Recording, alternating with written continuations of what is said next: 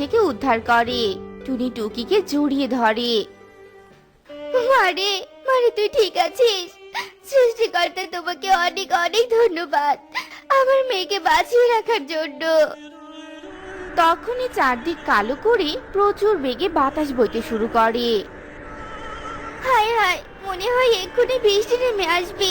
আমি এত অল্প সময়ে নতুন গাছ খুঁজে কি করে আবার ঘর তৈরি করব? আমার মাথা যে কাজ করছে না।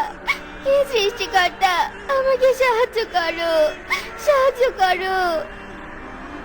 মা, চলো আমরা অন্য কোনো পাখির কাছে সাহায্য চাই। হ্যাঁ রে মা, তুই ঠিকই বলেছিস। অন্য পাখির কাছে সাহায্য চাওয়া ছাড়া আর কোনো উপায় নেই। অনেক জোরে বাতাস বইছে, তুই উঠতে পারবি না রে মা। তুই বরং আমার পিঠে বস। টুকি টুনির পিঠে উঠে বসে।